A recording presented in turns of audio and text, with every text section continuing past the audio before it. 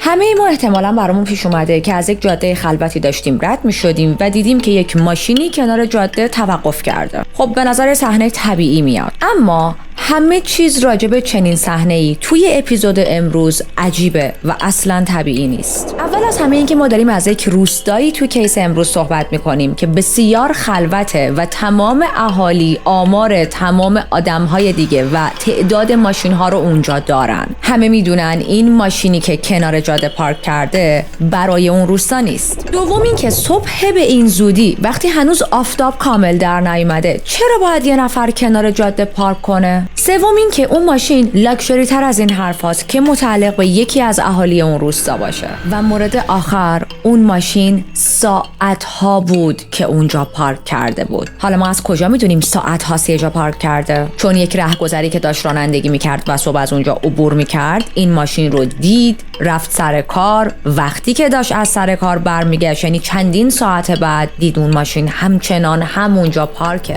همچنان انجینش روشنه، هیچ تغییری نکرده و شیشه های ماشین هم بخار کرده.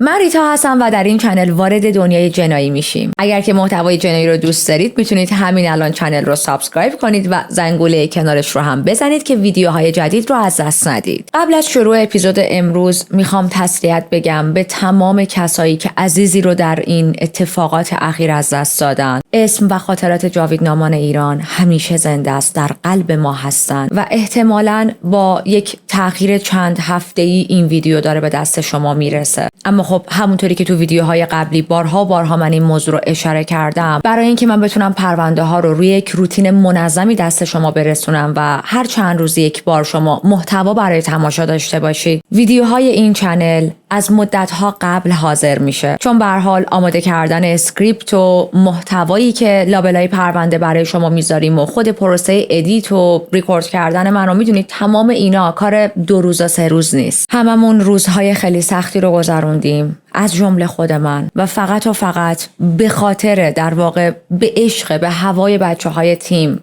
دارم کار رو ادامه میدم. کیس امروز از یک روستای بسیار کوچیک شروع میشه. روستایی که تلفظ اسمش خیلی سخته. روستای یاکوولسکی، امیدوارم درست تلفظ کرده باشم. و این روستا چسبیده به مسکو، پایتخت روسیه است. یه جاییه که زندگی توش خیلی آرومه، قابل پیش بینی جلو میره و محلی های اونجا رسما آمار تک تک دستاندازهای جاده، تک تک سگ و گربه ها و حیوانات، تک تک انسان ها، همه پرچین ها و صد البته تمام همسایه هاشونو دارن. بعد اونجوری هم نیست که فقط به اسم همه رو بشناسن، رسما از روی صدا همدیگر رو تشخیص میدن. اما زندگی توی اون روستا برخلاف یه سری از روستاهایی که الان میخواد توی ذهنمون بیاد فرق میکنه. زندگی از صبح خیلی زود شروع میشه، چون خیلی از اهالی اون روستا میرن مسکو سر کار و برای اینکه توی ترافیک گیر نکنن قبل از طلوع آفتاب و کله سحر باید بزنن بیرون. خب این سحرخیزی برخلاف خیلی از روستاها توی دنیا اثر دلخوشی و انجام کارهای مزرعه و روزمره نیست، بلکه زود پا میشن چون مجبورن روز کاریشون رو خیلی زود شروع کنن، چون اگر این کارو نکنن 3 الی 4 ساعت توی ترافیک سنگین مسکو گیر میکنن. حالا که با روستا و فضا بیشتر آشنا شدیم، بریم به صبح روز 10 دیسمبر سال 2019. اون روز صبح یکی از اهالی روستا به اسم الکساندر کولسنیکوف آروم داشت کاراشو میکرد و سوار ماشین میشون میره که بره سر کار. و ببینید زیاد از حد صبح زوده، یعنی هوا هنوز گرگ و میشه، جاده شدیداً داغونه، پر از چاله چوله و دست اندازه، از این دست اندازایی که شما هر چقدر مراعات کنی، هر چقدر آروم بری، به همه رو بلد باشی، باز ماشین توی یکیش میفته. و الکساندر داره خیلی خوابالود توی یک جاده خلوت، توی سکوت، یک جاده خالی رانندگی میکنه که یه چیز عجیبی توجهش رو جلب کرد. یه ماشین SUV ولوو، یا حالا همون ماشین شاسی بلند ما توی زبان فارسی میگیم، کنار جاده پارک کرده بود و موتورش هم روشن بود، چراغاش هم روشن بود، اونم نور بالا. دیدن ماشین غریبه توی اون روستا با اینکه همه همو میشناسن و جمعیت محدودی دارن چیز عجیب و غیر ممکنی نیست، چون با اینکه روستا یه ذره پرته ولی یک فرودگاهی همون بغله و این خیلی عادیه که مردم گاهی رد شن، اما این رفت و آمد معمولاً وسط روزه، نه اول صبحی که صدای بسته شدن در حیاط همسایه هم شنیده میشه. انقدر سکوته. نکته اصلی اینه که توی همچین جاهایی ماشین غریبه داره داد میزنه که ببین من مال اینجا نیستم، من جزو اهالی روستا نیستم. و خب این یعنی چی؟ یعنی وقتی شما اون موقع صبح توی همچین شرایطی یک ماشینی میبینی که خودی نباشه، حس میکنی یه چیزی غلطه. اما خب الکساندر بیخیال شد و به مسیرش ادامه داد. با خودش این فکر رو کرد که طرف یک مسافریه، احتمالاً از طریق GPS یک مسیر اشتباهی اومده، الانم خسته شده، برای اینکه وسط رانندگی خوابش نگیره زده بغل و خوابیده. با فکر اینکه این آدم کمکی نخواسته، از ماشینش پیاده نشده کمک بگیره، منم بس سرم تو کار خودم باشه. الکساندر میره سر کار و یه ذره زودتر از سر کار میزنه بیرون، به خاطر اینکه اون روز تولدش بود و توی خونه برنامه و جشن داشتن و مهمون دعوت کرده بودن. با فکر و خیال برنامه تولدش و مهمونی و این موضوع که کلا یادش رفته بود صبح در حال اومدن یک ماشین عجیب و غریبه‌ای رو دیده بود، داشت همون مسیری که صبح اومده بود و برمیگشت که وقتی وارد روستا شد، وارد همون جاده شد، دید ای بابا همون آش و همون کاسه است، این ماشین هنوزم اونجا وایساده. اون ماشین SUV مشکوک دقیقاً تو همون پوزیشن با همون چراغای روشن و نور بالا سر جاش بود و یه حالتی بود که انگار زمان برای این ماشین متوقف شده. چیزی که بیشتر نگران کننده بود این بود که راننده رو میشد دید که هنوز پشت فرمونه، ولی خب شیشه ها بخار کرده بودن و درست نمیشد توی ماشین رو دید که راننده تو چه پوزیشنیه، زن، مرد، کیه. اما حتی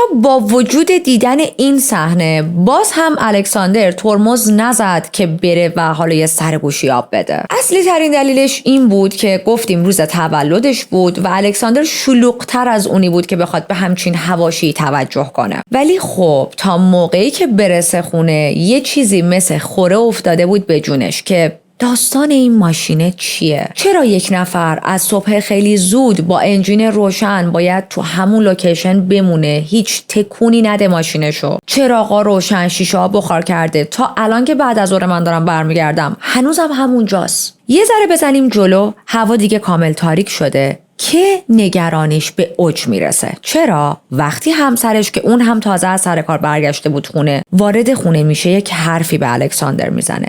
میگه که یه ماشین عجیبی از کله سحر اونجا پارکه، انجین و چراغاش روشنن و انگار یک نفرم توی اون ماشین نشسته. شاید یه کسیه که میخواد توی چند روز آینده بیاد و از خونه ماها دزدی کنه. الانم اونجاست که آمار روستایی ها رو در بیاره، آمار رفت و آمد رو در بیاره. ولی خب نمیدونم الکساندر، خیلی عجیبه یک نفری که دزد باشه با همچین ماشین تابلو و شاخصی نمیاد وایسه، که با یک ماشین گرون SUV دزد معمولا با این ماشینی میاد که اصلا جلب توجه نشه یا یه جایی پارک میکنه که کسی خیلی متوجهش نشه، حداقل دیگه چراغاشو خاموش میکنه یا انجین ماشینو خاموش میکنه. الکساندر دیگه نمیتونست بیخیال شه و با اینکه تا چند دقیقه دیگه مهموناشون میخواستن بیان به همسرش میگه پاشو بریم چک کنیم ببینیم چه خبره. و نه واقعا از روی فضولی، بلکه از روی ریسپانسیبیلیتی و انسان دوستی، چون بالاخره اونجا یک جاده‌ای بود که وصل میشد به روستا و میتونست هزار و یک اتفاق بیفته. آدم‌ها و خانواده‌ها توی اون روستا زندگی میکردن، یا اصلا اتفاقات اینجوری بد و خلافکارانه به کنار، ممکن بود اون آدم حالش بد شده باشه، ممکن بود موقع رانندگی قلب درد احساس کرده، زده بغل و الان حمله قلبی بهش دست داده باشه یا به کمک نیاز داشته باشه. هیچ کدوم از اینا رو نمیدونستن، اما یه چیزو مطمئن بودن: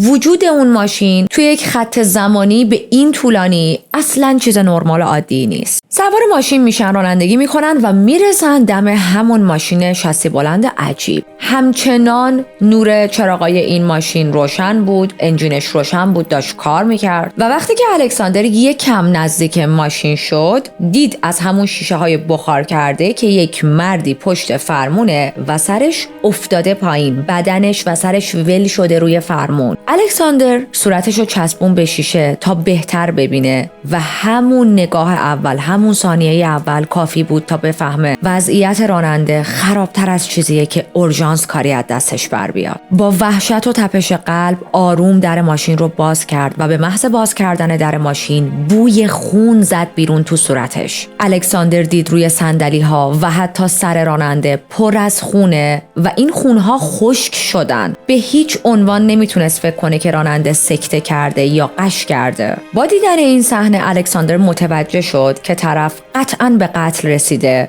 و نباید به هیچی دست بزنه. زنگ میزنه به پلیس و کاراگاه‌ها میاد، شروع میکنن بررسی کردن اویدنس و متوجه میشن که پول، گوشی و یه سری وسایل مقتول دست نخورده باقی مونده. پس این داره چیو به پلیس ها میگه؟ هدف این قتل هر چیزی که بوده دزدی نبوده، چون اگر دزد بوده چطوری با ارزش ترین چیزها رو مثل حتی خود اون ماشین اینا رو ول کرده رفته؟ خب پس احتمال دزدی و زورگیری میره کنار. کارشناسا میفهمن یک گلوله به سر راننده شلیک شده، اونم نه از بیرون ماشین، بلکه قاتل دقیقاً پشت سر راننده روی صندلی عقب نشسته بوده. یه حالتی اسلحه رو گذاشته رو سر راننده و از پوینت بلنک شلیک کرده. این داره به پلیسا چیو میگه؟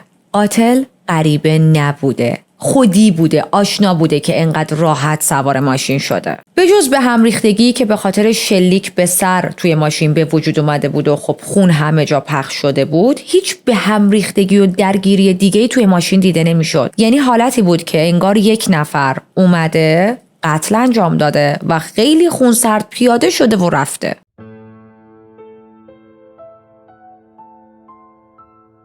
معلوم شد راننده و صاحب اون ماشین یک بیزنسمن 50 ساله اهل مسکو بوده و وقتی میگیم بیزنسمن از یک آدم معمولی صحبت نمی کنیم. در واقع بهتره بگیم یک میلیاردر بوده. اسم این آقا والری زیوکوف بود. اما سوال اینه که کی والری رو به قتل رسونده؟ وقتی پلیس شروع کرد به شخم زدن زندگی والری برای پیدا کردن قاتل، خیلی زود فهمیدن که با یک بیزنسمن معمولی طرف نیستن، بلکه با آدمی طرفن که سالهای سال پول، ملک، وثیقه، بدهی و کلی آدم شاکی و دلشکسته دور و برش داشته. خب اینجور شخصیت ها معمولاً کم پیش میاد که زندگی آرومی داشته باشن. از این موضوع عادی تر خیلی کم پیش میاد که مرگشون تصادفی باشه.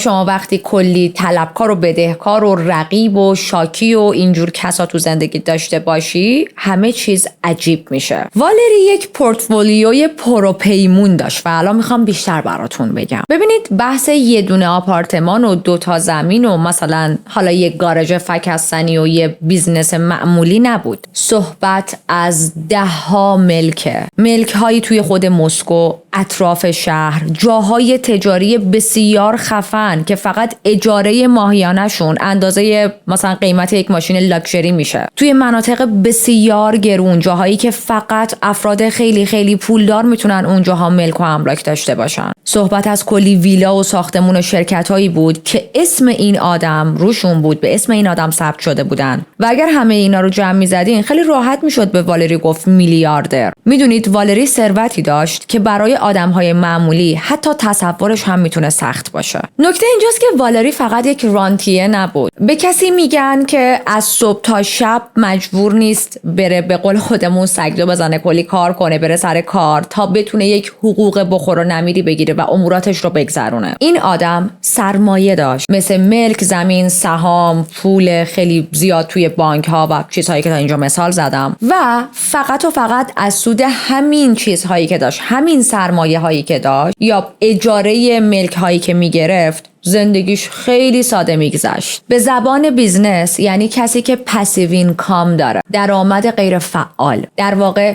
پولش براش کار میکنه، نه اینکه این آدم برای پول کار کنه. اما خب درآمد والری فقط از اجاره هایی که دریافت میکرد نبود. خودش یه پا مینی بانک بود یه جورایی. حالا یعنی چی؟ بذارید براتون بیشتر باز کنم چون هر جزئیاتی توی این پرونده مهمه. والری وام‌های ریز و درشت میداد به آدم‌ها و سند خونه‌شون رو برمی‌داشت. و بچه‌ها با چه بهره‌هایی که وقتی بشنوید دست و پای آدم شروع میکنه به لرزیدن.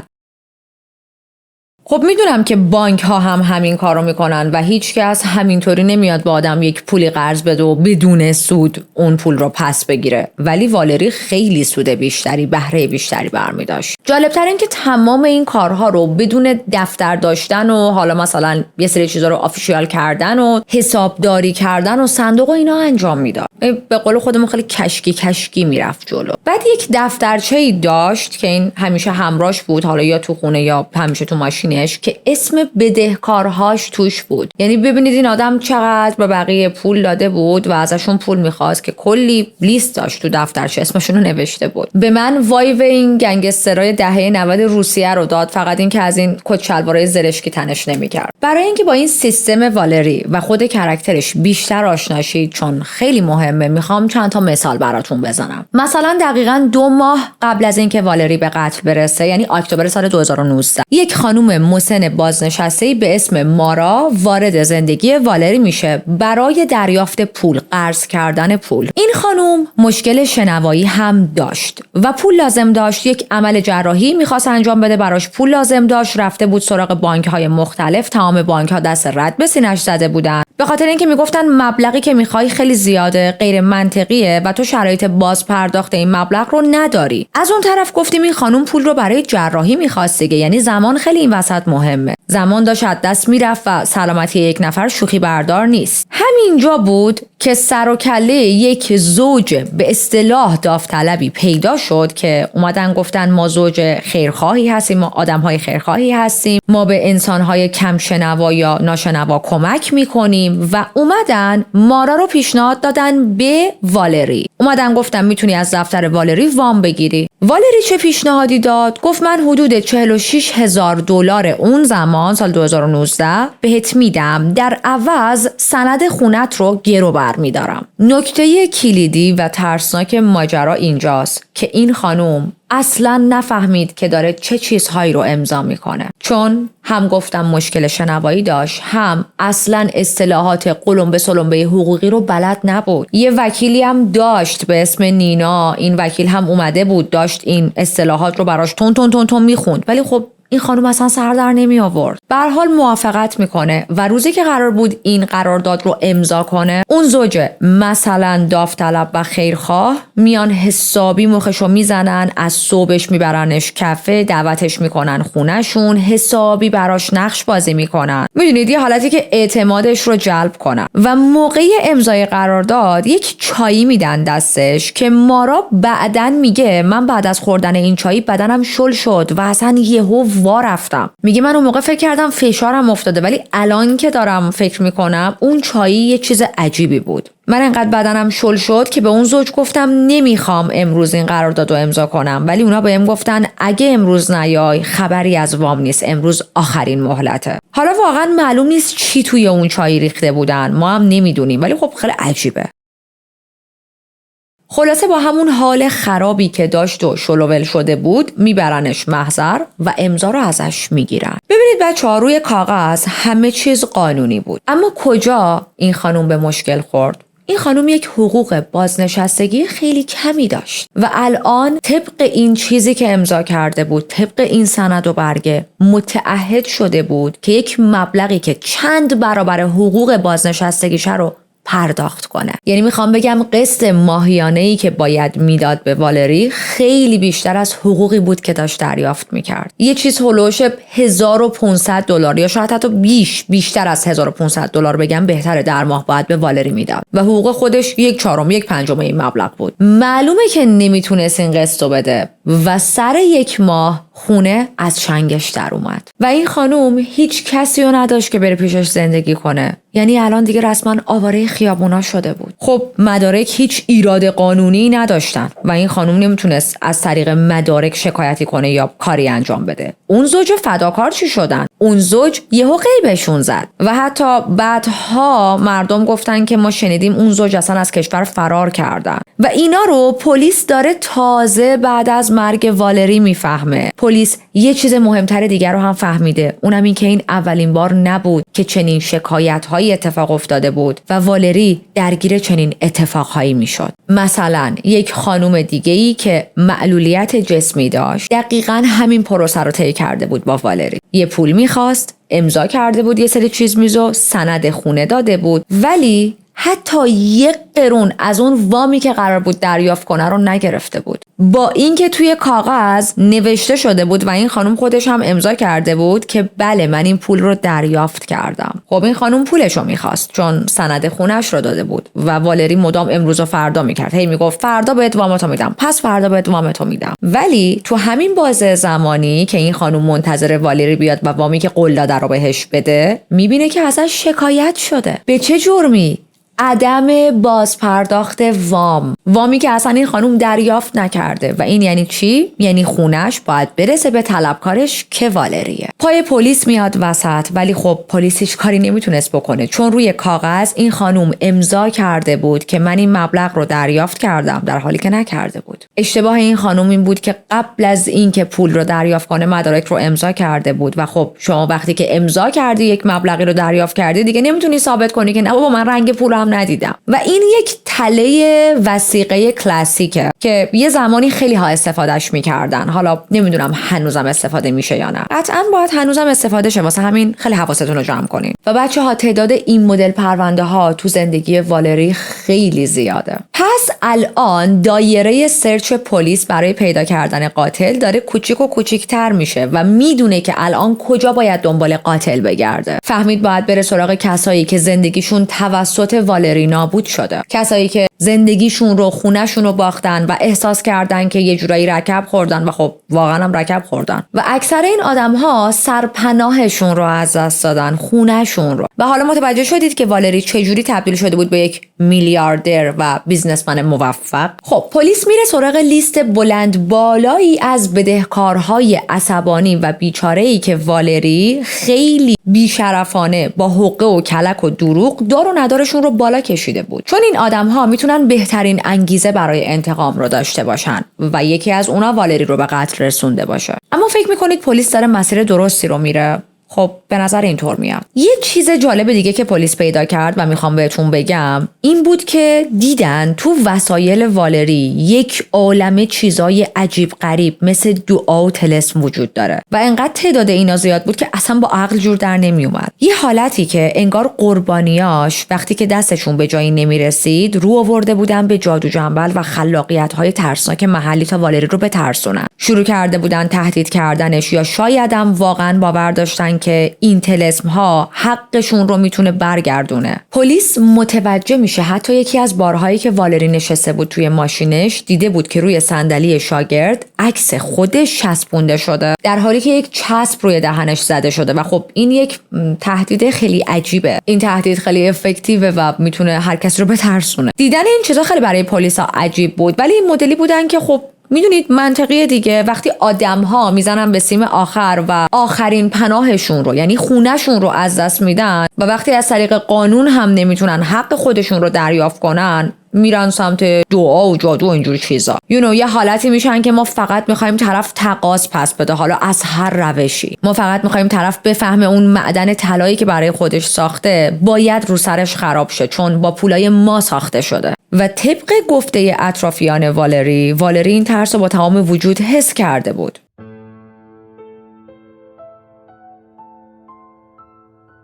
گفتیم والری با تمام وجود این ترس رو حس کرده بود و از ترسش میره پیش یک دعانویسی، یک خانم مسنی که یک نسخه براش میپیچه و بهش میگه که ببین یک عالمه طلسم و نفرین پشت سر توه و اگر میخوای این طلسم ها و نفرین ها و چه میدونم بلا بلا بلا باطل بشه باید خیلی سریع با عشق زندگیت وینی را ازدواج کنی. ازدواج این طلسم ها رو از بین میبره و باطل میکنه چون عشق شما دوتا به هم خالصه. اگر این کارو نکنی همه چیت رو توی زندگی از دست میدی. و والری که به شدت به دعانویسی و جادو و طلسم و این چیزا اعتقاد داشت و واقعا ترسیده بود جاست این کیس همین کارو میکنه و با وینیرا ازدواج میکنه. حالا وینیرا کیه؟ یهو از کجا سر در آورد؟ برای اینکه بفهمیم والری چرا با یک ذهن آشفته انقدر با سرعت ازدواج یهویی کرد باید بیشتر راجع به زندگیش بدونیم. ما تا الان بیشتر راجع به منبع درآمدش صحبت کردیم، اما الان میخوایم بیشتر این موضوع رو بررسی کنیم که چه زندگی داشت، کی بود، چی بود، چه عادت‌ها، چه نقاط ضعف، چه علاقه هایی داشت و چه داستان‌های عشقی توی زندگیش داشت که مهمترین بخش این پازله. والری سرشار از شور و شوق زندگی بود، عاشق زندگی بود به معنای واقعی کلمه. با وجود اینکه یک مرد 50 ساله جا افتاده بود، اصلا مثل یک مردی توی اون سن و سال رفتار نمی‌کرد، اصلا زیر بار سن و سالش نمی‌رفت، مثل یک جوونی که تازه وارد سن بزرگسالی شده زندگی می‌کرد. بسیار خوشگذرون بود، بسیار عیاش بود. خب پولش هم که از پارو بالا میرفت، امکانات نامحدود تو دستش بود، اما از اون آدم پولدارایی نبود که باندری یا حد و مرز توی زندگیش برای خودش مشخص کنه. نه، مثلا at the same time چند تا معشوقه با هم داشت و بدون قرارداد و ازدواج با خیلیاشون بچه دار هم شده بود. جالب اینجاست که هوای همشون هم داشت، براشون خونه میخرید، براشون هزینه میکرد، امکانات در اختیارشون میذاشت، اما با این شرط که من آدم هرزی هستم و دورم پر از زن و بچه است و ممکنه هی زنهای جدیدم وارد زندگی میشن و شما نباید با این موضوع مشکلی داشته باشید. یه دنیای خیلی عجیبی برای خودش درست کرده بود، دنیایی که من یکی نمیتونم درک کنم. یعنی چه حوصله‌ای داری؟ میدونی من بعضی وقتا صبح به صبح حوصله خودم هم ندارم تا شب. یعنی اصلا موضوع اول صبح نیست، موضوع خودمم، موضوع حوصله‌مه. تو چطوری با چند نفر همزمان قرارای عاشقانه میذاری و اینا رو مدیریت میکنی؟ نمیدونم، شاید بعضی خیلی دلشون خوشه، ولی خب واقعا دنیاش دنیای عجیبی بود. یک عالمه خانواده کوچیک و بزرگ برای خودش ساخته بود، خانواده هایی که بهشون متعهد بود و نبود. میدونید یه حالت عجیبی بود زندگیش. یعنی هزینه‌شون رو میداد،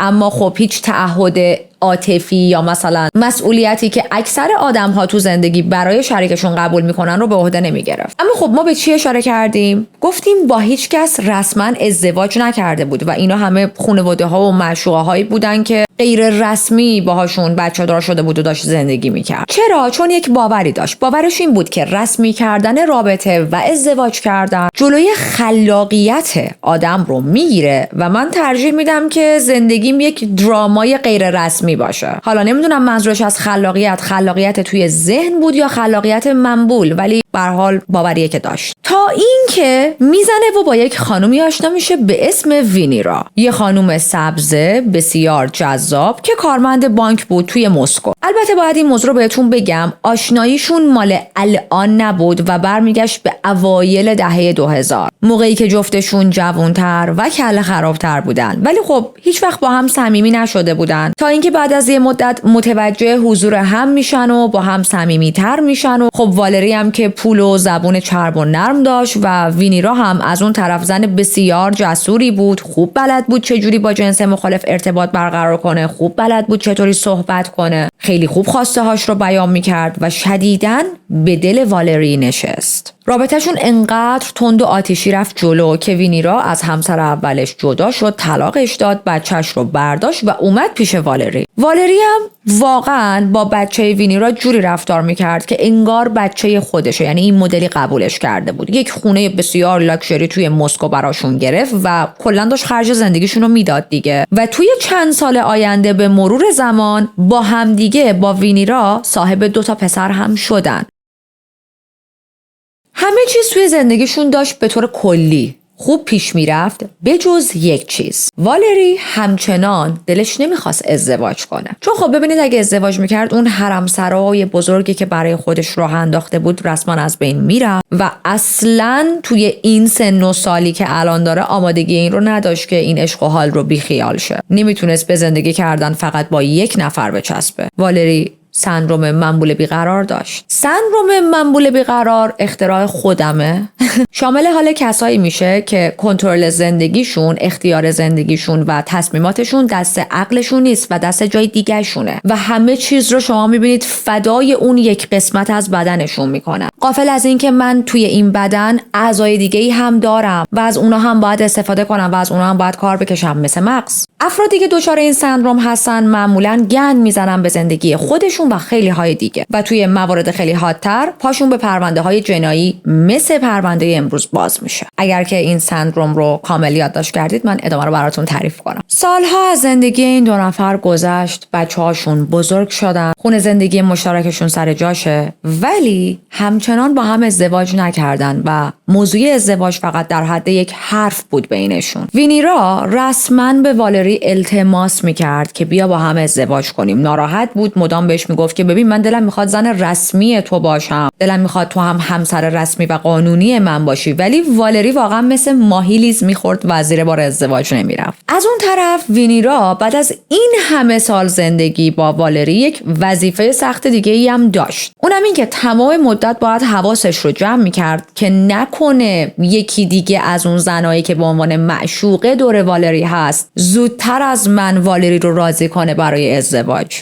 رها کن زن، چنین زندگی این همه ارزش جنگیدن نداره ها. یه غذایی که همه دهن زدن رو نخور. اون غذا دهنی بوتوف میده. والری بوتوف میداد انقدر دست به دست چرخیده بود. تا اینکه یه روز اون اتفاقی که وینیرا ازش میترسید اتفاق افتاد و سر و کله یک رقیب سرسختی به اسم آلا پیدا شد. این خانم آلا دست کمی از وینیرا نداشت. مثل وینیرا خیلی با سر و زبون بود، خوش برخورد بود، زرنگ بود و خب این موضوع وینیرا رو رسما به هم ریخت. وینیرا عصبانی بود، احساس دلشکستگی میکرد و خب میگفت من این همه مدت کنار این مردم با هم صاحب 2 بچه شدیم و از اون طرف یک ترسی اومده بود سراغش، ترس از دست رفتن رابطه‌ای که این همه مدت براش وقت گذاشته. اما اگه فکر کردید والری ذره‌ای پشیمون بود یا سعی کرد در ظاهر یک عذرخواهی بکنه، خیلی دارید اشتباه میکنید و احتمالاً هنوز والری رو خوب نشناختید. والری از این مدلایی بود که رسما به وینیرا میگفت ببین من نونآور این خانواده ام و دار و ندار شماها رو من فراهم کردم، هرچی خودت و بچه‌هامون دارین از من دارین، پس من این حق رو دارم که هر چقدر دلم میخواد هرز بپرم. انگار که پولدار بودن یک تیکتیه برای اینکه طرف هر کاری میخواد بکنه. خب obviously شدیداً با هم به مشکل خوردن تا اینکه وینیرا تصمیم میگیره بره سراغ یک فالگیری که از آشناهاش هم بود به اسم آرمینه. بعدش میاد پیش والری، حرفهای این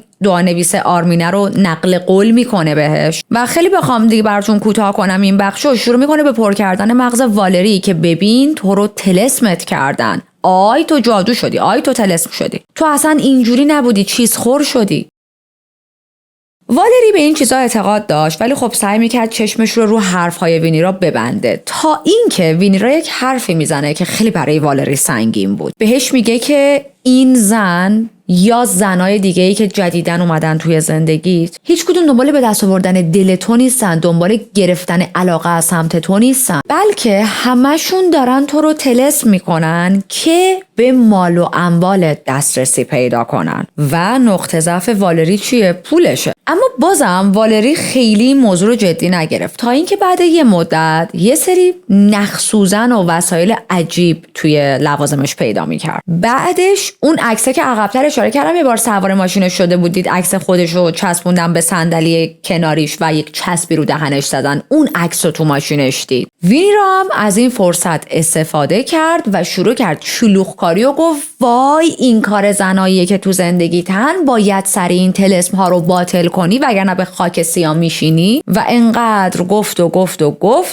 که والری راضی شد بره پیش دعانویس یا حالا فالگیر، نمیدونم چی بهش میگن، دعانویس میشه دیگه، آره پیش دعانویس. والری هم که کاملا به این چیزا اعتقاد داشت تصمیم گرفت که ریسک های زندگیش رو کم کنه که یه وقت نکنه مال و اموالش رو از دست بده. واقعا به این باور رسیده بود که نکنه من طلسم شدم، چون یه چند تا از بیزنساش هم خوب جلو نمیرفت و داشت دیگه واقعا به این یقین میرسید که آره یه کاسه زیر نیم کاسه است. این فالگیر از قبل هماهنگ شده بود. به محض اینکه والری رو دید گفت ببین جونم برات بگه که تو وضعیتت خیلی خرابه. میگه همه چی تو زندگی داره از دست میره، به میره، حتی روی اندام جنسیت هم طلسم گذاشتن تا چند وقت دیگه ممکنه توانایی جنسیت رو از دست بدی. به زودی هم بچه‌هات بدبخت میشن و هم زندگیت از هم میپاشه. تنها راه نجاتت اینه که دست از هرزگی برداری، سر به راه بشی و از همه مهمتر همین الان، یعنی از اینجا رفتی بیرون، بری با وینیرا ازدواج کنی. چون والری فقط مهر ازدواج میتونه تعادل رو به این جهانهای موازی برگردونه.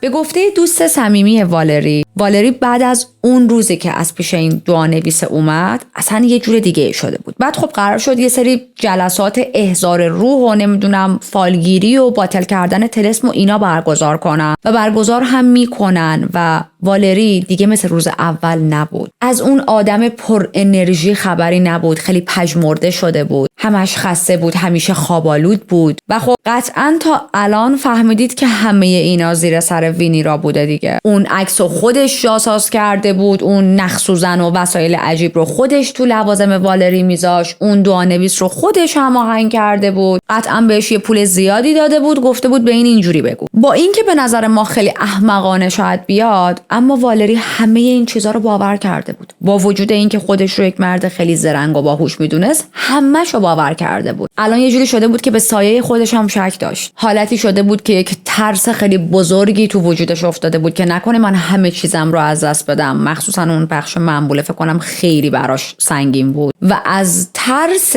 از دست دادن مال و اموال و پولاش نمیخواست با نیروهای ماورایی در بیفته. خلاصه بعد از 20 سال آپ اند داون شدن این رابطه بالاخره میرن محضر و ازدواج میکنن. الان بچه‌هاش صاحب پدر رسمی شدن و وینی را هم به اون چیزی رسید که همیشه آرزوشو داشت تو این رابطه. اوکی، به نظر میاد که الان قصه به خوبی و خوشی تموم شده، درسته؟ اما یه نکته مهمی رو میخوام بهتون بگم. بچه‌ها زمان خیلی زیادی از امضای سند ازدواجشون نگذشته که جسد والری با یک مغز متلاشی شده توی ماشین لاکچریش پیدا میشه. حالا که زندگی شخصی والری، زندگی عشقیش رو هم بیشتر فهمیدیم، دوباره برگردیم به بررسی‌های پلیس. پلیس از طریق ردیابی آنتن موبایل متوجه شد که والری توی لحظات آخر تنها نبوده و یک آقای 33 ساله‌ای هم پیشش بوده به اسم کامیل جارکوف. کامیل اهل ازبکستان بود و احتمالاً کامیل هم اون روز با والری توی ماشینش بوده. حالا این کامیل کیه؟ کامیل توی کیس امروز یک رهگذر و شخص غریبه نیست. کامیل شریک تجاری این آدم بود و با همدیگه یک تاکسیرانی خصوصی داشتن که اولش قرار بود یک کار دوستانه و مثلا بیزینس دلی باشه، ولی تبدیل شد به منبع تنش و دشمنی پنهان بین این دو نفر. حالا ماجرای این بیزینسشون رو میخوام براتون از ابتدا بگم. ماجرا از این قرار بود که تاکسیرانی را میندازن با یک توافق شفاهی بین والری و کامیل. والری نقش سرمایه گذار اصلی رو داشت. میاد حدود $300,000 سرمایه میذاره وسط،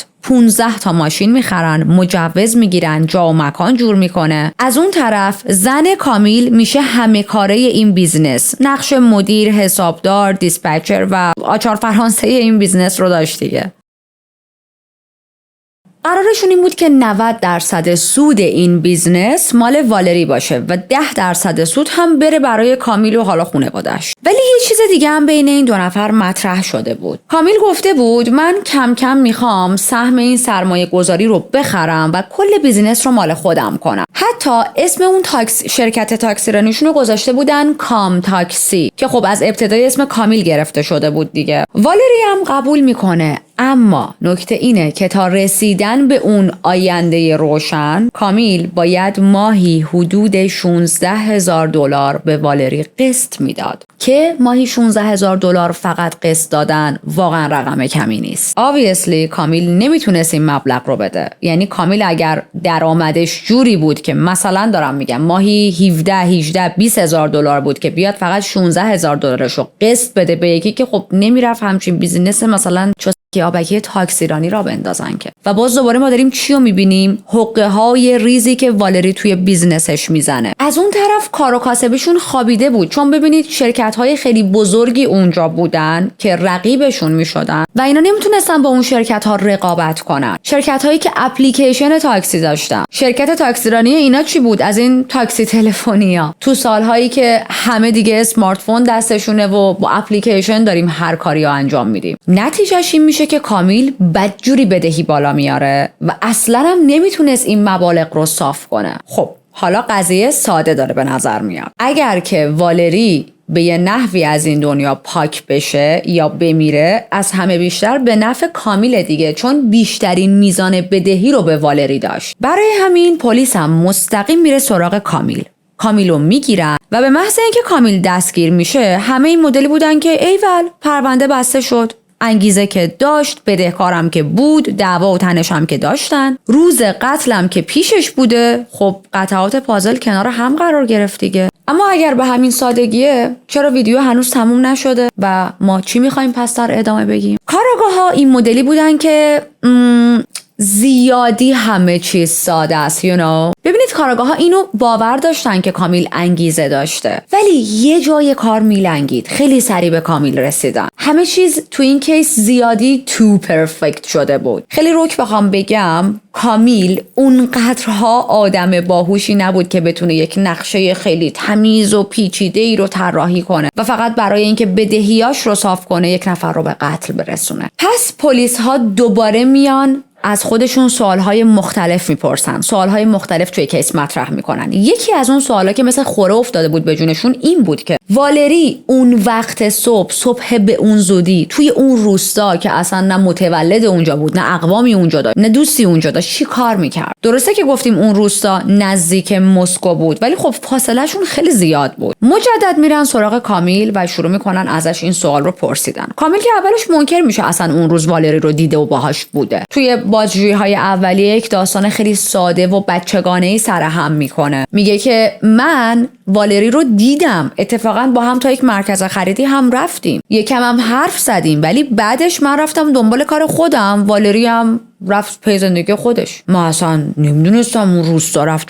چی میگین اصلا روستا چی؟ و داستانش زیاد از حد روتین و ساده و بی خطر به نظر می رسید. از اون طرف مدارک پلیس چیز دیگه ای داشت می گفت. سوای پرینت تماس‌ها، دوربین های جاده‌ای هم داشتن نشون میدادن که این دوتا با هم از مرکز خرید زده بودن بیرون. اما برگ برنده پلیس زمانی رو شد که دی ان ای کامیل رو گرفتن و با نمونه روی پوکه فشنگی که توی ماشین والری وجود داشت مقایسه کردن و دی ان ای یکی در اومد. این یعنی چی؟ یعنی کامیل اونجا بوده، شلیک کرده و خب در جا بازداشتش کردن. الان دیگه متهم اصلی این پرونده بود. و توی روسیه وقتی شما متهم اصلی باشی، طرز برخورد و بازجویی ها میتونه خیلی متفاوت باشه. برای همین کامیل تو همون بازجویی های ابتدایی کم آورد و اعتراف کرد که بله، من توی قتل دست داشتم، اما تنها نبودم. یکی دیگه هم شریک من بود و اون آدم وینیرا بود.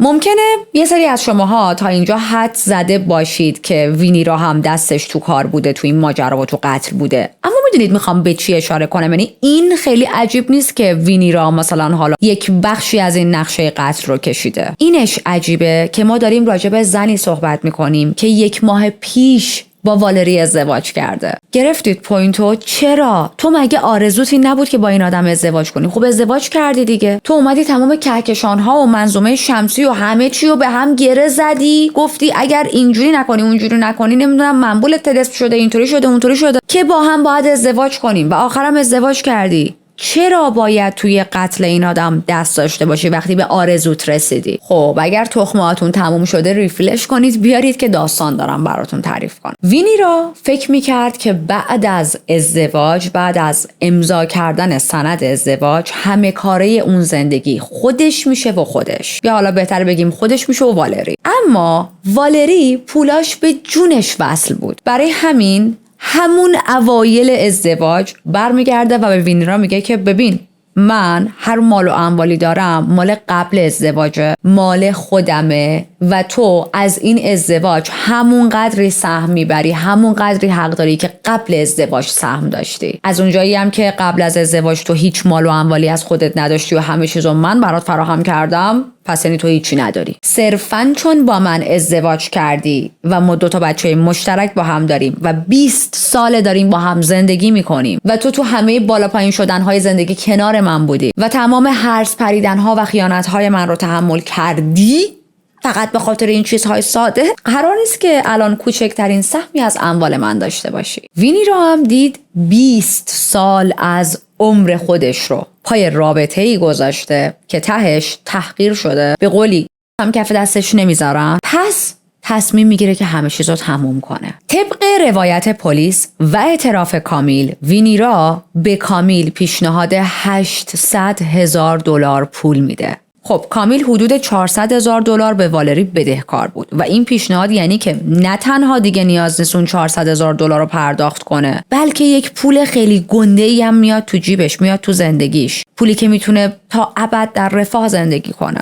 کامیل به پلیس میگه که اسلحه قتل یک کلت کمری بود که از یک آشنایی گرفته بود. این آشنا ادعا میکرد که یک نظامی سابقه. آدرسش رو به پلیس میده. پلیس میره سراغ اون آشنا و میبینه که بله، طرف تو خونش اسلحه فروشی داره، از هفتیر و فشنگ بگیر تا چاقوی شکاری. حالا ما نمیدونیم که اون آقا رو دستگیر کردن یا نه. من این بخشو توی کیس نتونستم پیدا کنم تو منابع، ولی مهم اینه که اون آقا حرف کامیل رو تایید کرد و گفت بله، من بهش مثلا اون اسلحه رو فروختم. کاراگاه‌ها برای اینکه بتونن از زبون وینیرا اعتراف بگیرن، یک کانفرنتیشن بین کامیل و وینیرا ترتیب میدن و یک کلک روانشناسی میزنن. وانمود میکنن که ما نمیدونیم سفارش دهنده قتل کیه، که ببینن این دو نفر چه حرفهایی بینشون رد و بدل میشه و حرفهاشون به شدت ضد و نقیض بود، در حدی که پلیس نمیتونست از این حرفها بعدها توی دادگاه به عنوان مدرکی بر علیه وینیرا استفاده کنه. میدونید منظورم چیه؟ حرفهاشون اونقدر ضد و نقیض بود که مشخص بود وینیرا داره دروغ میگه، اما اونقدر محکم نبود که بشه بر علیهش تو دادگاه استفاده کرد.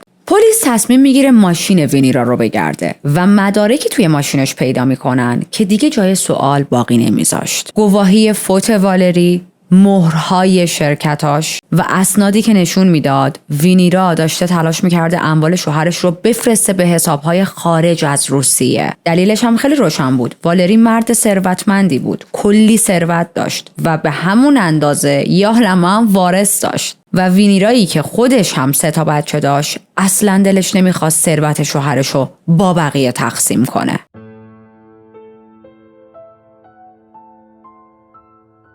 این دو نفر نقشه قتل والری رو تقریباً بلافاصله بعد از مراسم عروسی کشیدن که خب این نشون میده 1-2 روز بعد از اون سند ازدواجی که امضا کردن، والری آب پاکی رو ریخته بود رو دست وینیرا که قرار نیست هیچ مال و اموالی از سمت من به تو برسه. رفتن یک کلت کمری و فشنگ جور کردن و حتی یک ریش مصنوعی هم خریدن، چون ابتدای نقششون این نبود که خودشون والری رو به قتل برسونن. خودشون که در واقع کامیل قرار نبود این کارو بکنه، بلکه میخواستن یه نفر دیگه رو استخدام کنن، بهش یه پولی بدن، صحنه رو جوری بچینن که انگار تصادفی این اتفاق افتاده، یه حالتی که انگار یک حمله اتفاقی پیش اومده و خب والری به قتل رسیده. حتی روز هم براش مشخص کردن، اما اون آقایی که قرار بود این قتل رو انجام بده، مثلا به اصطلاح قاتل اجاره‌ای، همون روزی که باید والری رو میکشت جا میزنه. چرا؟ میگه من کل پولی که قرار بود بهم بدین و همین الان میخوام، به علاوه ماشین والری هم باید برای من باشه. وینیرا و کامیل هم خب پولی هنوز دستشون نبود و بهش میگن ببین صبر کن، تو اول باید این آدم رو بکشی، بعد ما کارهای ارث و میراث رو بکنیم، من وینیرا ارث رو بگیرم، بعد سهم تو رو میدم. ولی اون آقا قبول نکرد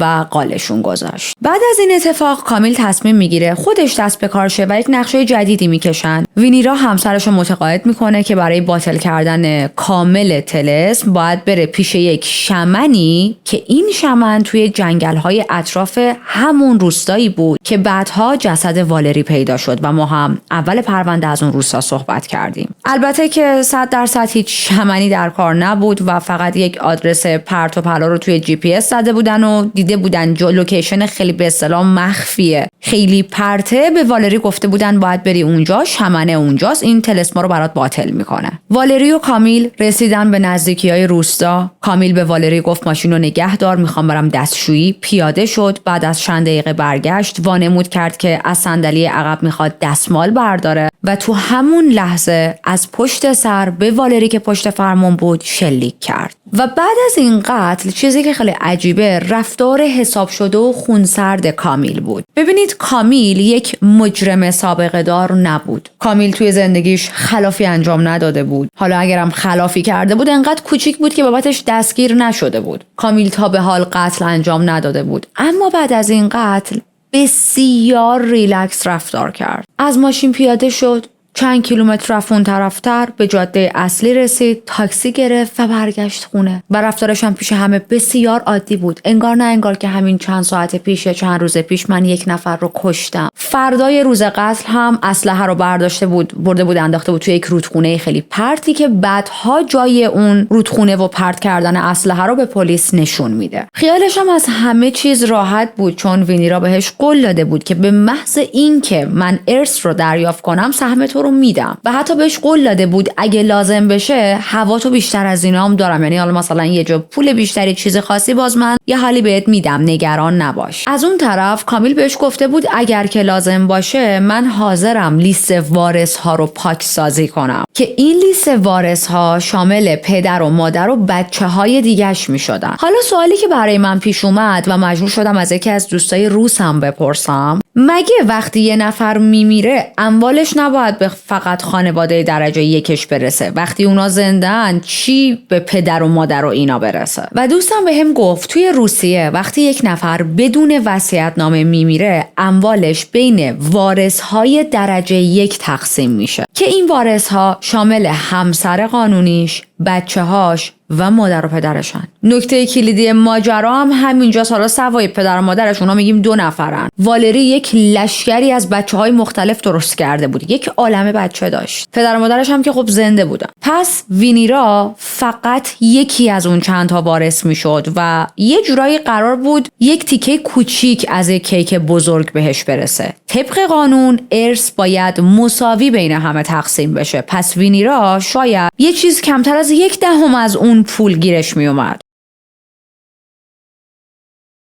حالا ماجرای اون یکی آدمی که میخواستن استخدام کنن قاتل اجاره‌ایه که آخرش هم زد زیر همه چی، اینو پلیس از کجا میفهمه؟ چون خب ببینید تمام این جزئیات هی داره جرم اینا رو سنگین و سنگین تر میکنه و کامیل تا اینجا این موضوع رو به پلیس نگفته بود. داستان اونجایی لو میره که وقتی خبر این قتل توی اینترنت پخش میشه و ترند میشه، اون آدم هم سر و کلش پیدا میشه، شروع میکنه یک عالمه تکست تهدید زدن به کامیل که اون پولی که قرار بود به من بدین و یا میدین یا من میرم میگم که شما میخواستین به من پول بدین که یکیو بکشم. میدونید یه حالت بلک میل کردن. کامیل هم از ترسش همه تکس‌ها رو پاک کرده بود، ولی خب ما میدونیم تک پلیس اینجوری نیستش که شما یه چیزو راحت دیلیت کنی و پلیس هم هرگز بهش دسترسی پیدا نکنه. پلیس خیلی راحت تونست تکست ها رو برگردونه و این ماجرا هم لو میره. حالا توی این پرونده یک نکته ظریفی وجود داره که مهمه و اگر که الان براتون بیشتر بازش نکنم شاید گیج بشید و متوجه این موضوع نشید که چرا کامیل داشت این مدلی با پلیس همکاری میکرد. چون ما گفتیم کامیل یک آدم خیلی باهوش نبود، مردی هم نبود که بگیم یهو عذاب وجدان گرفته و اثر عذاب وجدان داره اینطوری با پلیس همکاری میکنه. دلیل این که به همه چیز اعتراف کرد، دهنشو باز کرد، مو به موی تمام اتفاقات رو برای پلیس تعریف کرد، فقط و فقط یک پیشنهاد معامله قضایی بود. بهش میگن پلی بارگن و من توی پرونده های دیگه هم بهش برخوردم و قطعا اگر از قدیمی های چنل باشید یادتون هست، ولی خب بیشتر میخوام بازش کنم. به زبان ساده اگر پلی بارگن رو بخوام بهتون بگم، یعنی کامیل که الان متهمه باید سیر تا پیاز ماجرا رو بدون دروغ، بدون جا انداختن، بدون مخفی کاری، بدون هر گونه سانسوری تعریف کنه برای پلیس و در عوض پروندهش از پرونده وینیرا جدا میشه. این یعنی چی؟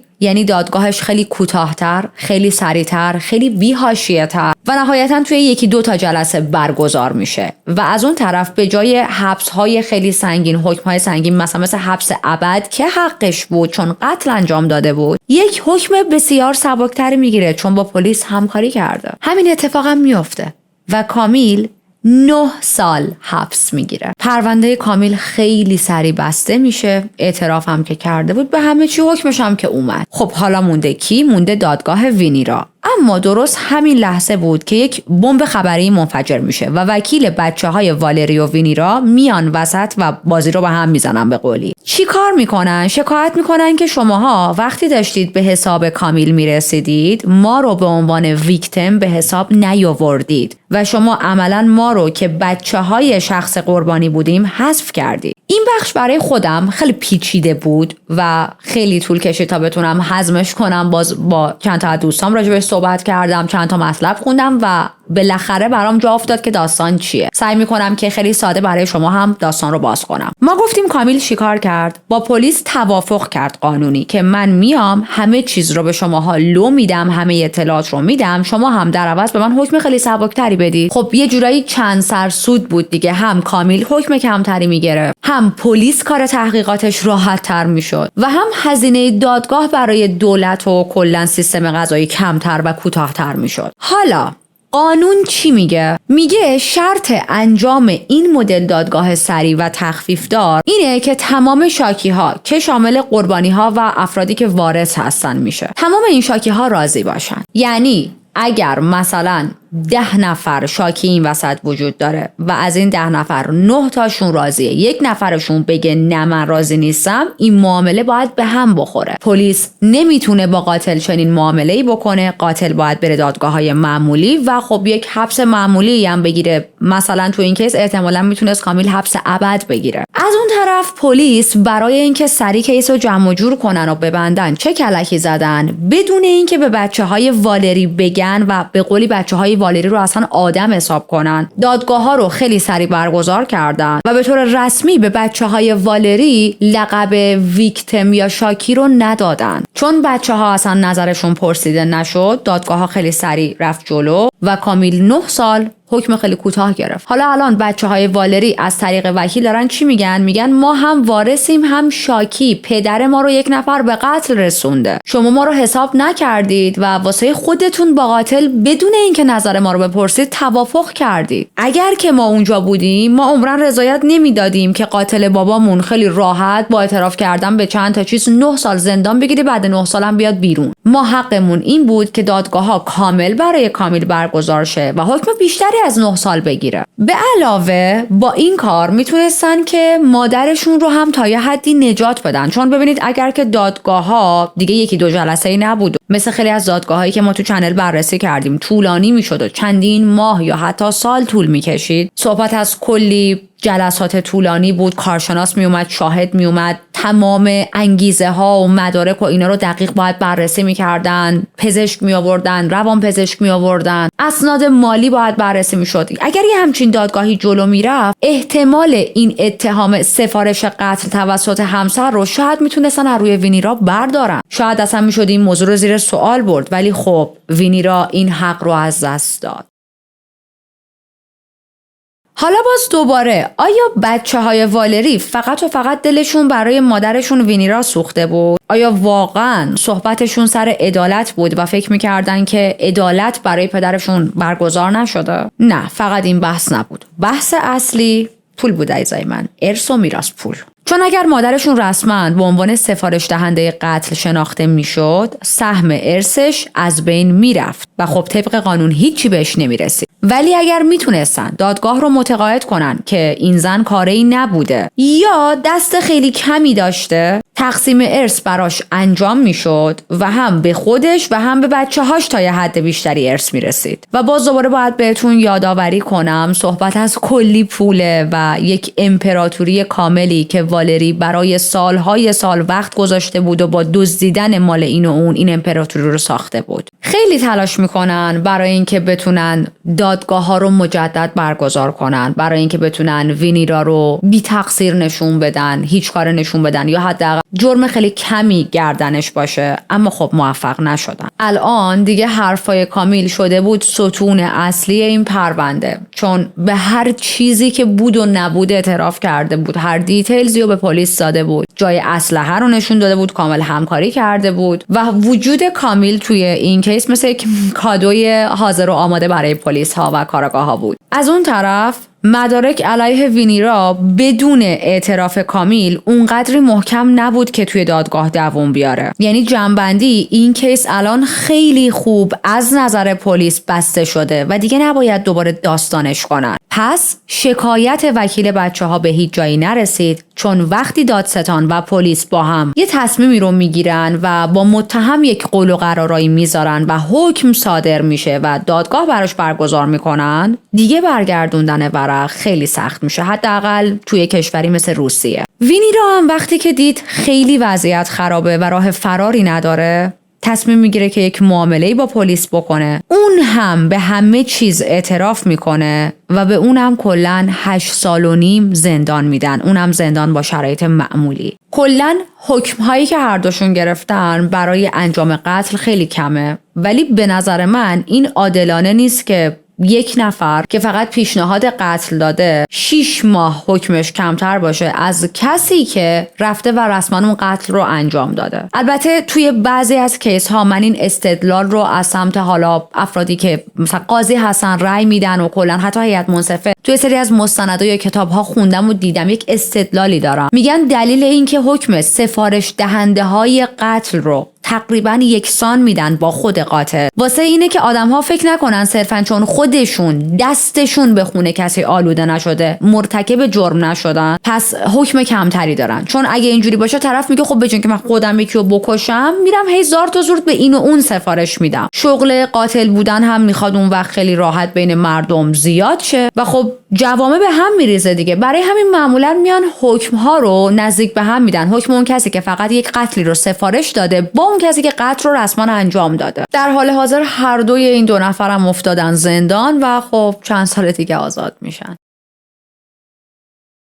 ممنونم که با یک پرونده جنایی دیگه با من همراه بودید. من هر چیزی راجع به این کیس میشد پیدا کرد رو جمع آوری کردم و براتون تعریف کردم. اگر که توی چنل جدید هستید و هنوز سابسکرایب نکردید خیلی خوشحال میشم که دکمه سابسکرایب رو بزنید و خب جمع ما رو بزرگتر کنید. و میخوام نظر خودم راجع به این کیس بهتون بگم. ما هممون متوجه این موضوع شدیم در طول کیس که والری یک فرشته نبود، یعنی از اون قربانی های ایدئالی که ما مد نظرمون هست مرد نازنینی بود زندگیش رو میکرد و اینا نبود. آدمی که یکی از بزرگترین منبعهای درآمدش اینه که خونه و تنها پناه آدمهای سال خورده، آدمهایی که ضعیف هستن، آدمهایی که اثر گرفتاری به یک پولی نیاز دارن، میاد خونه اونا رو از چنگشون میگیره و با حقه و حیله مال خودش میکنه. این آدم درستی نیست. این آدم یک انسان بیرحمه به تمام معنا. از اون طرف وینیرا یه سری حرفایی توی اعترافاتش به پلیس زده بود که من میخوام بهتون بگم. میگه که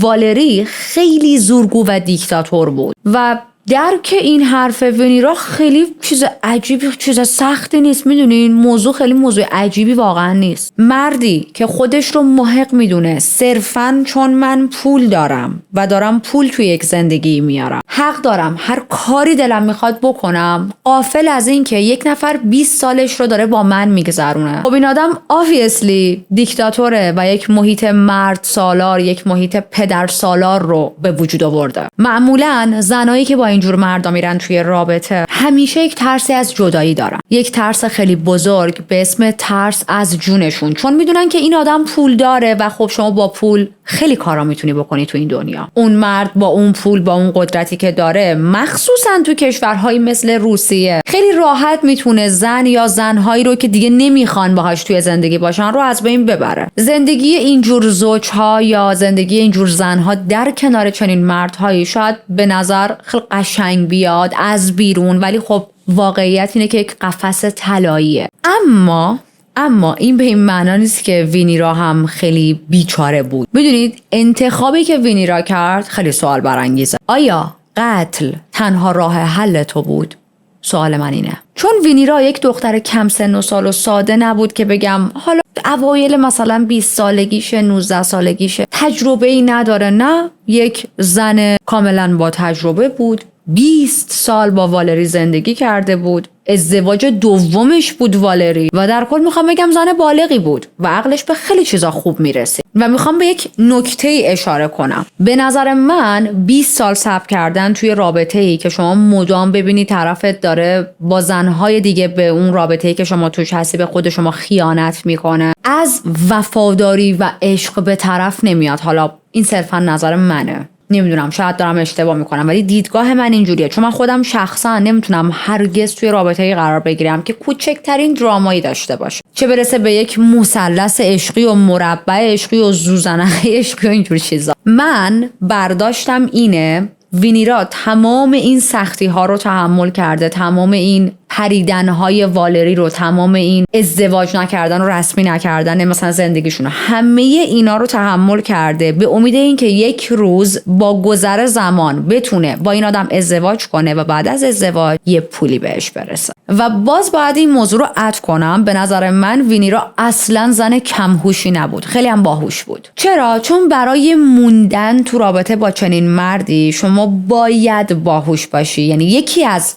چیزهایی ویژگی هایی که باید داشته باشی هوشه که بتونی بمونی. نمیخوام بگم کسی که تو همچین روابطی نمیره باهوش نیست، اصلا منظورم اینه آدم از هوشش تو جاهای مختلف میتونه استفاده کنه. توی چنین روابطی شما باید خوب بدونی که کی دهنتو ببندی، کی کوتاه بیای، کی به طرف بگی بله آقا چشم سالار من سرور من و به اصطلاح بادش کنی و کی گاز بدی، کی یه جاهای افسار رابطه رو بگیری دستت. و وینیرا دقیقاً داشت تو رابطه همین کارو میکرد. وینیرا خوب بلد بود بازی کنه، فقط موضوع اینه که از ابتدا بازی اشتباهی رو شروع کرده بود. 20 سال روی چیزی سرمایه گذاری کرد که اصلا وجود خارجی نداشت. و سوال دیگه ای که برای من پیش میاد، آیا واقعا ارزششو داشت؟ 20 سال استرس و تحقیر شدن و اینکه ببینی طرف دیگه سره داره با آدمهای دیگه میگرده، به علاوه 8 سال و نیم توی زندان و وقتی که این حکمت تموم شه، این زندانت تموم شه، میای بیرون هیچ چیزی نداری و باید زندگی تو کاملا از صفر شروع کنی. اینا واقعا ارزش داشت؟ به نظر من این مدل زندگی کردن واقعا مثل تله میمونه. همش امید داری که یه سودی بهت میرسه تو این رابطه. الان سود میده، الان دیگه سود میده، الان یه اتفاقی میافته من یک بهره ای میبرم. ولی خب تنها چیزی که داری هزینه میکنی عمرته و هرگز بهت بر نمیگرده. من همیشه میگم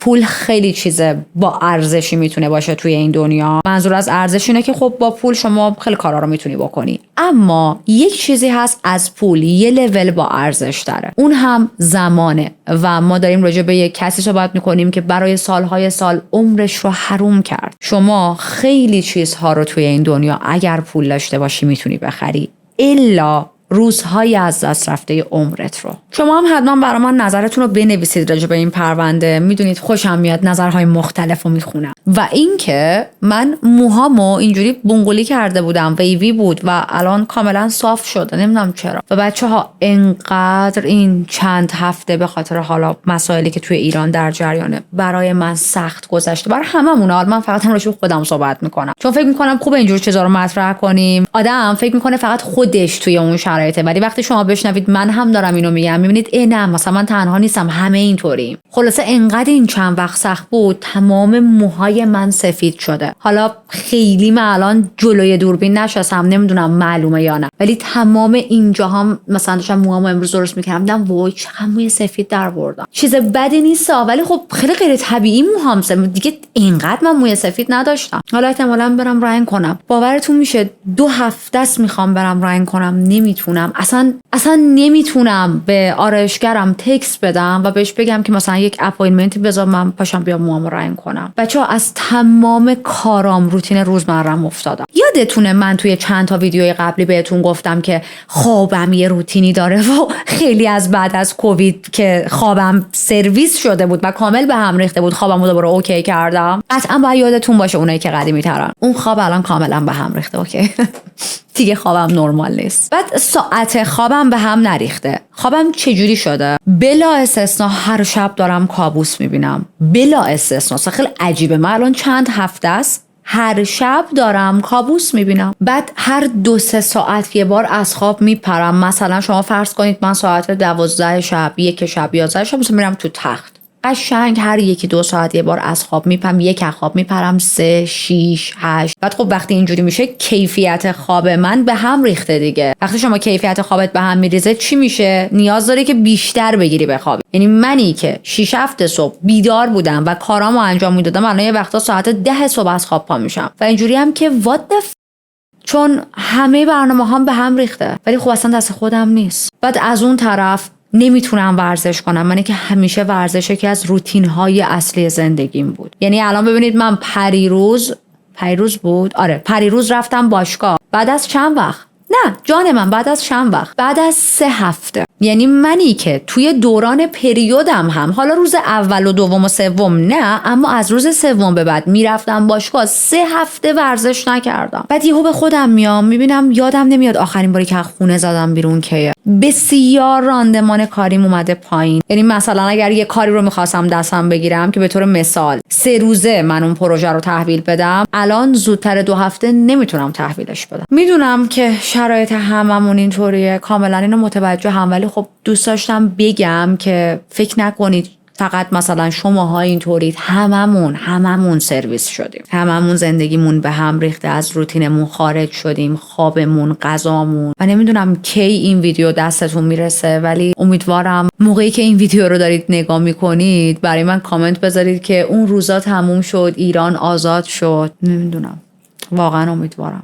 یه چیز دیگه هم میخواستم بهتون بگم. فکر کنم توی 1 2 تا 3 تا ویدیوی آخر شما چارلی رو دیدید که گوشش، یه تیکه گوشش یه چیزی بود. حالا من اینو توضیح بدم. این بچه از حدود 1 سال و نیم پیش یه مثلا حالت خال زیرپوستی روی گوشش در اومد. یعنی من نمیدیدم چیه، ولی خب یه ذره روی گوشش کوچولو برجسته شده بود. خب من سریع بردمش پیش دکترش، گفتم اینطوری و معاینه کرد و گفت این اصلا چیز مهمی نیست، یک احتمالاً مثلا نمیدونم توده اضافی، یه چیز زائدی که اصلا نمیخواد، میتونم برات عملش کنم ولی خب باید هزینه که چند صد دلار بدی یه عمل اضافی الکی بشه. همون آزمایش و اینام که کردن کلی هزینه شد و من نه به خاطر پولش بلکه به خاطر موضوع بیهوش کردن این بچه واسه عمل گفتم که اگر چیز حیاتی نیست خب نه، ترجیح میدم انجام ندیم. چون من سر این موضوع داروی بیهوشی و اینا یکی از پتامو از دست دادم و خب یه ذره میترسم سر این قضیه. ترجیح میدم فقط توی مواقع ایمرجنسی بیهوشی انجام بشه برای حیوان. این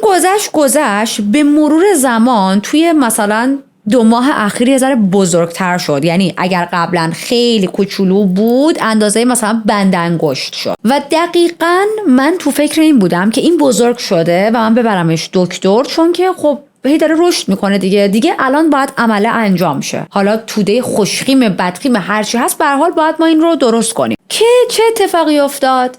پنجشنبه جمعه شد، مردم همه ریختن بیرون، نتا قطع شد. بعد از چند روز همینطوری ویدیوی اجساد و جاویدنامه می اومد بیرون و من حتی نمیتونستم دوش بگیرم، من حتی نمیتونستم غذا بخورم. و بالاخره بعد از چند روز که تلفن‌ها وصل شد من فهمیدم که یکی از عزیزام، یکی از اعضای خانواده‌مو از دست دادم. و کلا میخوام بگم همه اینا یه جوری اتفاق افتاد که مثلا نتونستم این بچه رو واقعا ببرم کلینیک، تا بالاخره چند وقت پیش بردمش و خب بیهوشش کردن. اون حالا نمیدونم مثلا حالت خال گوشتی بودی، همچین چیزی، هر چیزی که بود رو در آوردن و توی ویدیوهای قبلی که شماها دیدینش این قسمت گوشش موهاشو تراشیده بودن واسه جراحی و یک ماده مخصوصی زده بودن برای ضد عفونی که یه ذره رنگ خاکستری بود و منم نباید اونو تمیز می‌کردم تا حالا ببرم ویزیت بعدی دکتر خودش تصمیم بگیره که مثلا حالا چیکار کنه. الانم اونجا خوابیده داره خورخور میکنه. آره اینم خلاصه ماجرای گوش چارلی که تو ویدیوهای قبلی یه ذره یه شکلی بود. حالش خوبه، عالیه.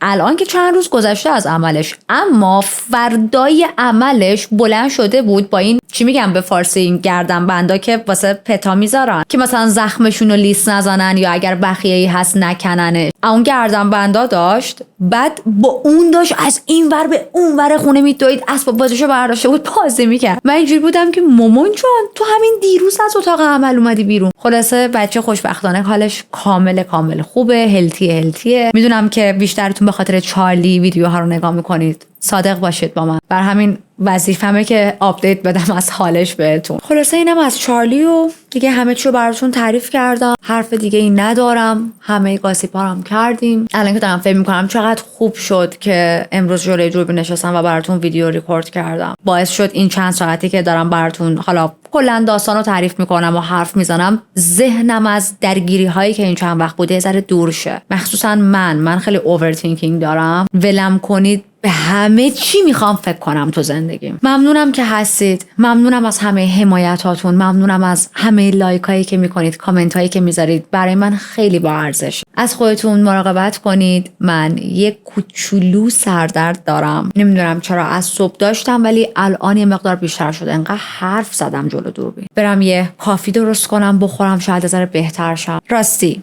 چند تا کیس درخواستی برای ادمین توی تلگرام فرستاده بودی و همه رو داریم بررسی میکنیم و اسکریپتاشون رو به زودی آماده میکنم. تا جایی که من تحقیق کردم این کیس های درخواستی که خواستین حداقل به زبان فارسی ساخته نشده یا کمتر راجبش مانور داده شده. اگر هم ویدیویی بوده، حالا من همینطوری که سرچ کردم دیدم که خیلی کوتاه پرداختن، در صورتی که پرونده‌های بسیار مفصلی هستند. خواستم بگم که سفارش کیس هاتون در راهه، نمیدونم کی، ولی اسامی کیس ها رو تو لیست گذاشتم که لابلای پرونده ها برم سراغشون. امیدوارم هر جای دنیا که هستید سلامت باشید، کنار عزیزاتون باشید و حال دلتون خوب باشه. به زودی با یک کیس دیگه میام سراغتون.